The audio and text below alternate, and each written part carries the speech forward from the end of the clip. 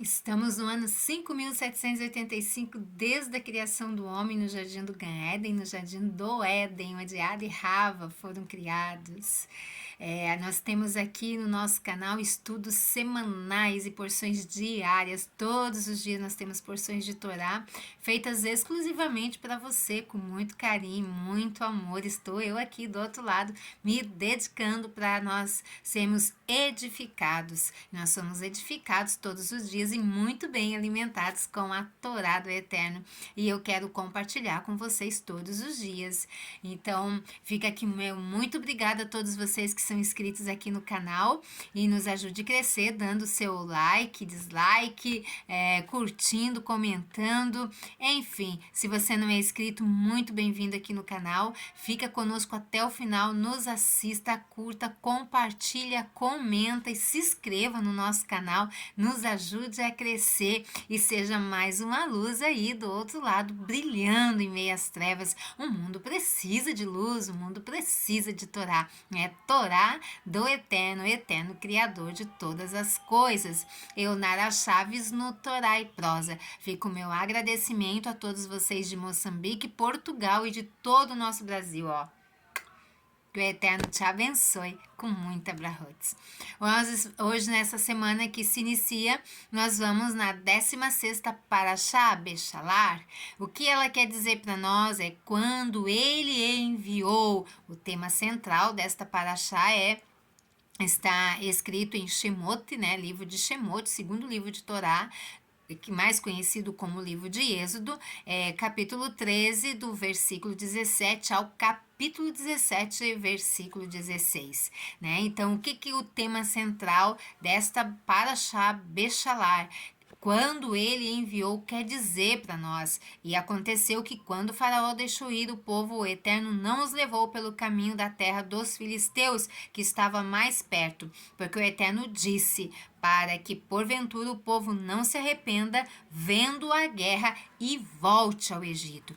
O Eterno conhece toda a nossa estrutura, ele sabe de tudo que nós somos capazes de nós fazer. Nós somos pessoas, seres humanos que fomos criados por ele, então ele conhece, né? Assim como o pai conhece o seu filho, muito mais o Eterno conhece, porque o pai e a mãe conhecem o seu filho pelo seu exterior.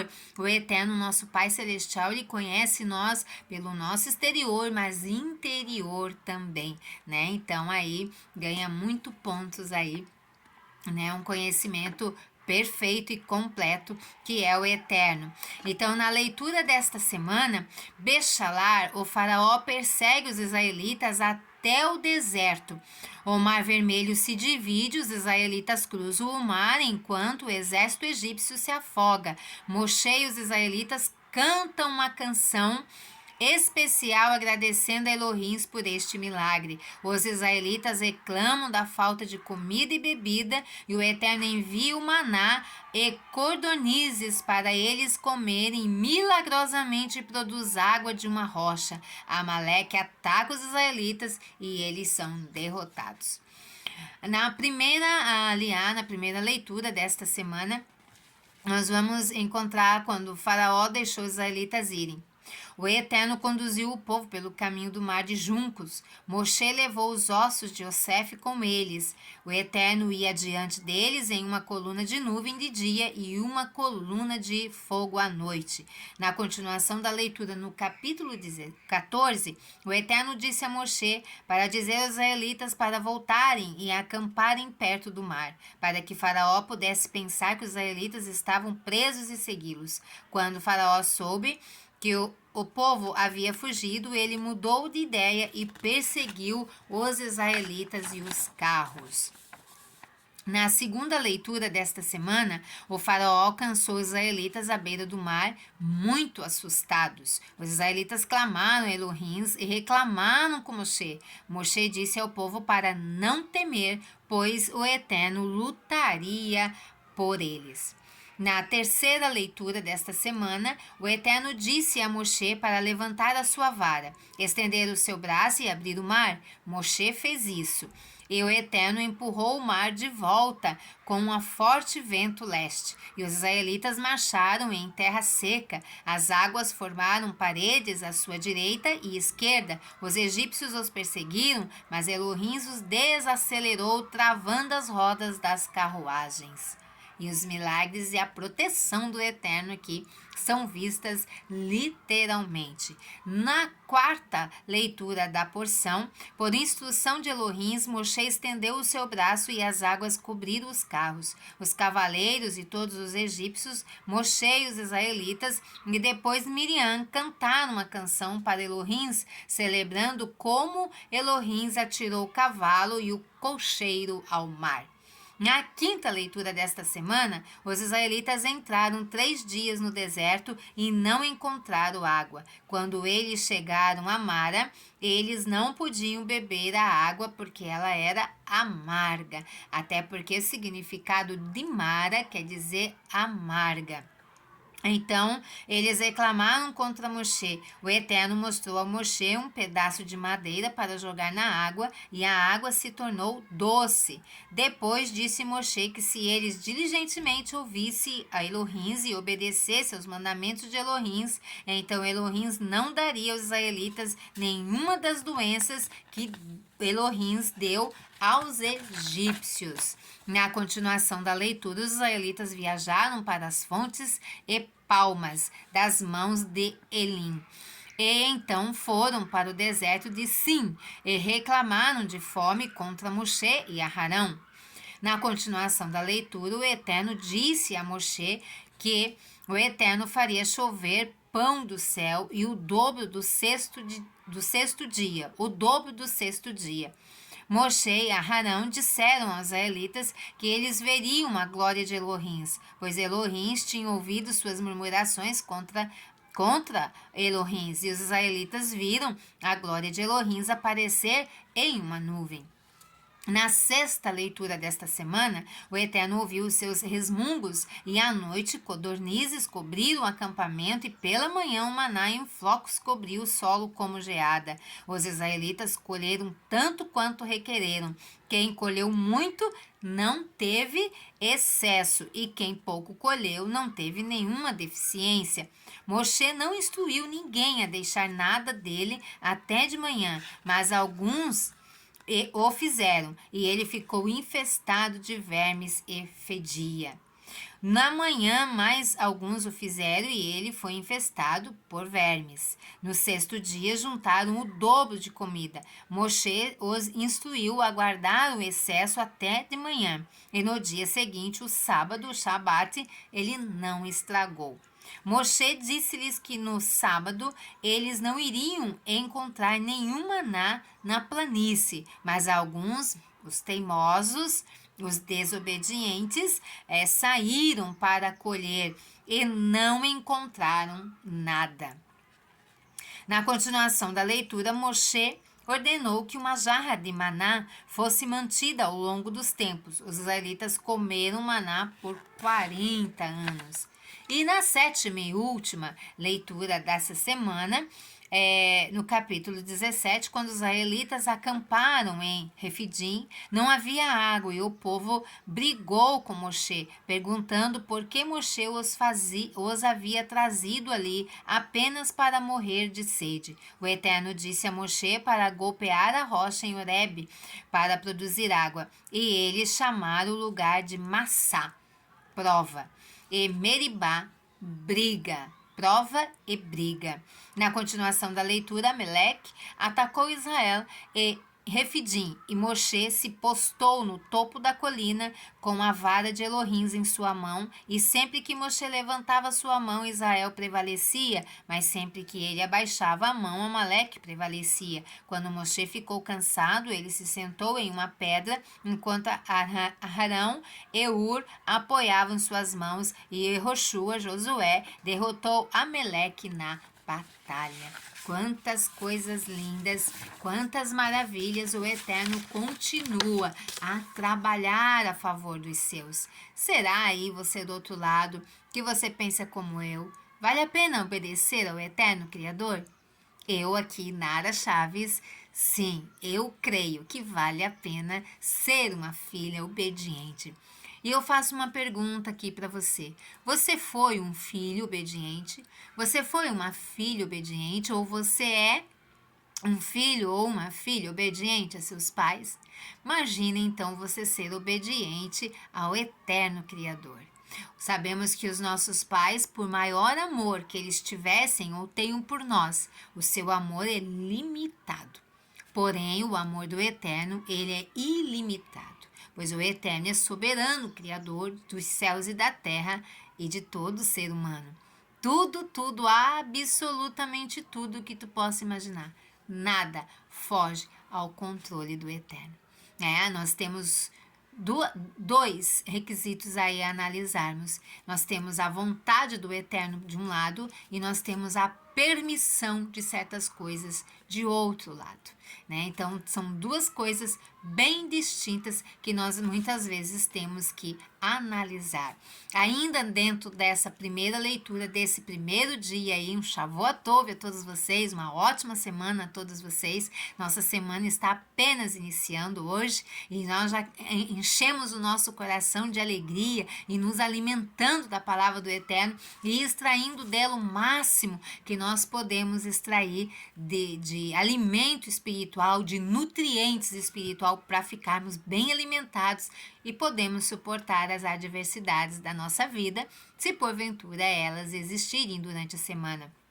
Nós temos aqui, nessa primeira porção, o exército do faraó se aproxima do nosso povo. Qual será a reação do nosso povo aí, quando eles olham para frente e verem o mar? Vamos nos colocar no lugar deles. Como era a minha reação se eu estivesse naquele momento ali? De um lado eu olho para frente, está o mar.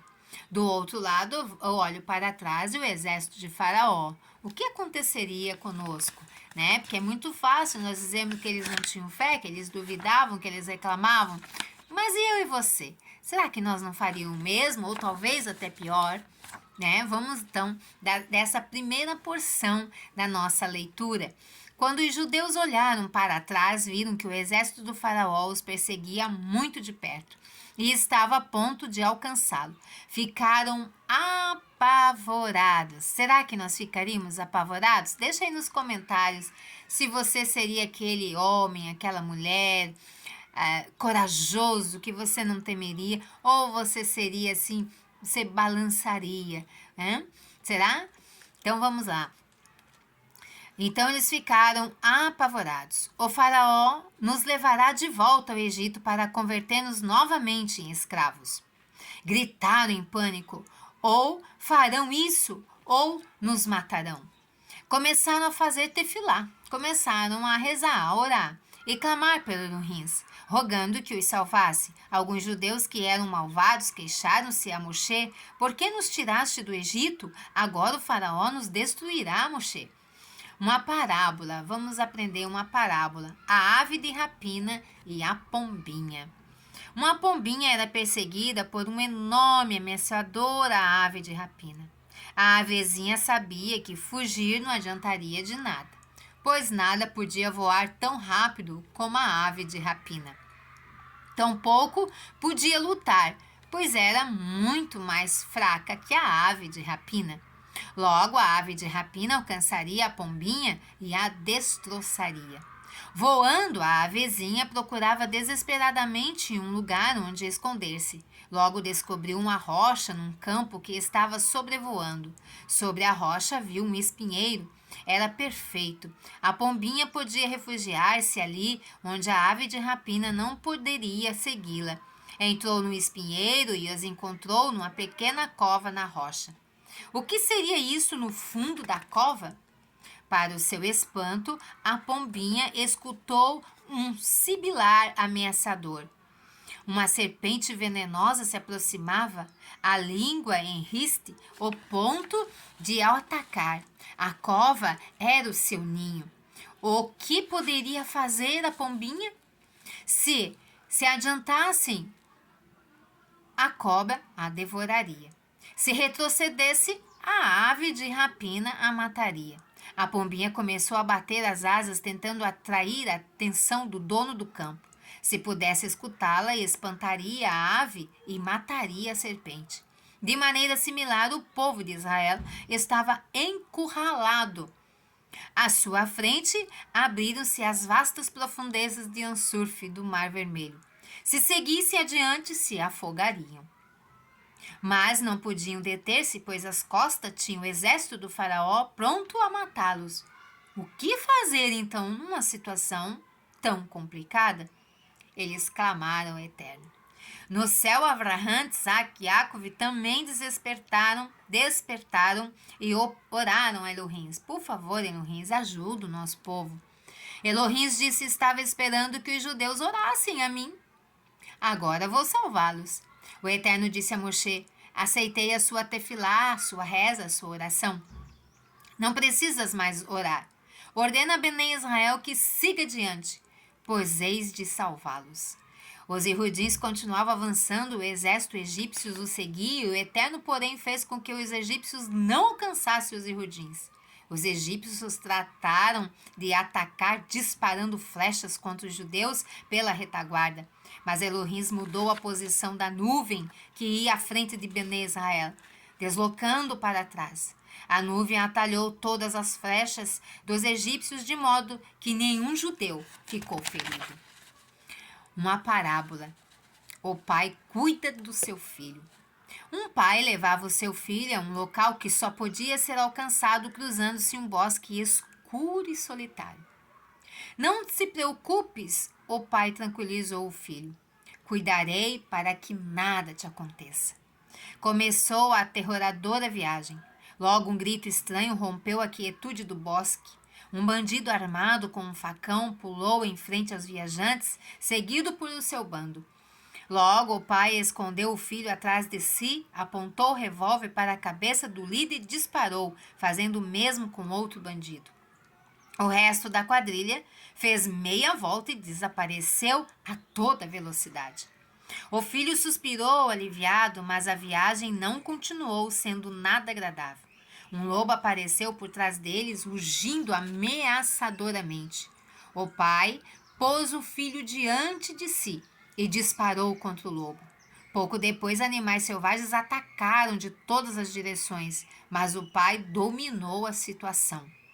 Tomou o filho nos braços e não soltou nem por um instante enquanto o protegia. Logo chegaram a uma clareira e o sol começou a castigá-los. O pai estendeu um manto sobre o menino para protegê-lo do sol. Quando o menino tinha fome, o pai o alimentava. Quando tinha sede, dava-lhe de beber. Assim como o pai protegeu o filho de todos os perigos, o Eterno protegeu os judeus na sua travessia pelo deserto, guiados por Moshe. Quando o faraó e seu exército atacaram Bnei Israel, o Eterno enviou a sua nuvem, que geralmente viajava na frente, para que os protegesse também atrás. Será que a gente precisa discutir mais alguma coisa sobre a proteção de um pai para com um filho? Então, fica aqui uma grande lição para nós. Não há o que nós temer diante das adversidades. Nós só devemos temer uma coisa só: a desobediência em nossa vida. Pois desobedecer às ordenanças do Eterno vai trazer para nós consequências graves na nossa vida. Que possamos ser bons filhos, porque o Eterno Criador é um ótimo Pai que está a cuidar dos seus filhos. Que o Eterno te abençoe ricamente já desde o início dessa semana. Um Shavuot Tov a você, e nós temos a semana inteira para ficarmos aqui juntinhos, nos alimentando e ficando bem nutridos e bem fortes. Esse bem fortes não nos dá o direito de ficarmos obesos. Então vai lá com tua mão, compartilha com alguém que você sabe que precisa receber essas palavras edificantes. Compartilha, curta aí. Se inscreva no nosso canal se tu não é inscrito. Se tu é inscrito, muito obrigada por estar conosco e muito obrigada por você que é visitante ficar conosco até o final. Que você seja ricamente abençoado. Mas não esquece, obediência é a chave de todo o sucesso da nossa vida. Que o Eterno te abençoe. Um Lehitraot. Até a próxima.